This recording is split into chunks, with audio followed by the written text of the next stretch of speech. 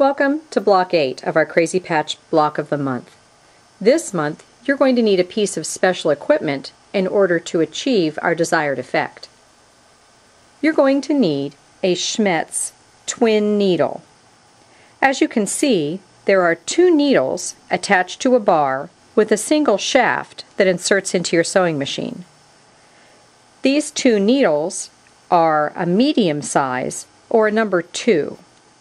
You can also get your needles in this convenient 3-pack, which gives you a 1.6, a 2, and a 3.0, indicating that the needles are farther apart as the numbers get higher. Because we have two needles, we're also going to need 2 spools of thread, 1 for each needle. So purchase your thread in groups of 2. You want to check your sewing machine before starting with your twin needle to make sure that if you have a single hole opening that's just large enough for a single needle to go through, you're going to need to trade that for a slot opening in order to achieve the desired effect with the twin needle. Before you begin stitching, you're going to want to thread your sewing machine in the same manner as usual, only you'll have 2 spools of thread on the top and a standard sewing thread in your bobbin. The 2 spools of thread on the top should be threaded through your tension discs in the exact same manner that you would normally thread your machine until you get to the needle. Then simply insert 1 thread through the eye of the needle on the left and 1 on the right, and you're ready to sew. The simplest way to use your twin needle is to draw 1 line along the edge of your fabric. Stitch directly over that line with your twin needle. This should create a ridge in your fabric. If you have simply 2 lines of stitching, that's a decorative effect as well, but you may want to adjust your bobbin tension so that you have a tighter thread on the bobbin, which will create a raised effect. On this piece underneath, I've used to create my ridges with rayon threads, and I've continued the stitching lines directly through the roses, just following the stripe that was already pre-printed on the design. This helps to embellish and add a little bit of a luster to the pieces, and after they've been inserted into your blocks, you can go back on the small dots and add a tiny bead if you'd like. Your lines don't necessarily have to be straight.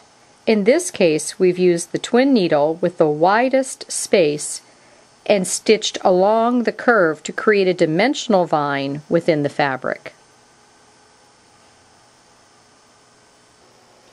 We have several options for using the twin needle to embellish our designs.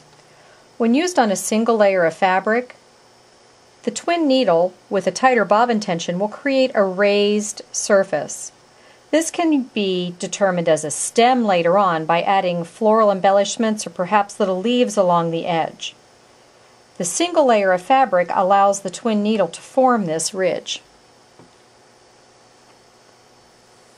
Once the piece has been assembled and layered onto the flannel, you can use your twin needle as well to add rows of stitching to add texture to your design. Because of the flannel, it will not allow the ridges to pull up and your blocks will not pucker nearly as much. We can also use the twin needles in the same method that we used in Block 7 to embellish the seams. You'll want to begin in exactly the same way by holding both of your top threads, choosing your starting point, and pulling the bobbin thread up from the bobbin. This will allow you to keep track of all of your threads while you stitch. In addition, you'll want to use the needle down feature on your sewing machine if you have one available. We're going to take a few stitches in place before we begin adding our floss.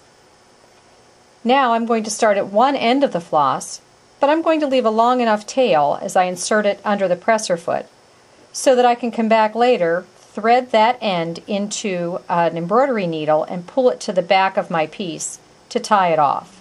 I'm going to stitch over 1, 2, 3, and pull my floss to the opposite side.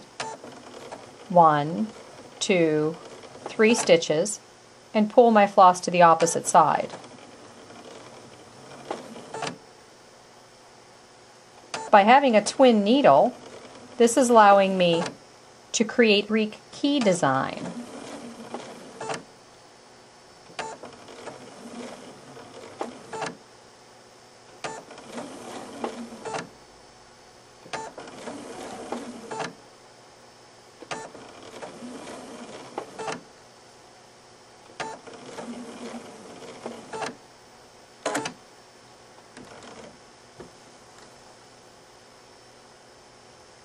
As you can see, my stitches will form this zigzag.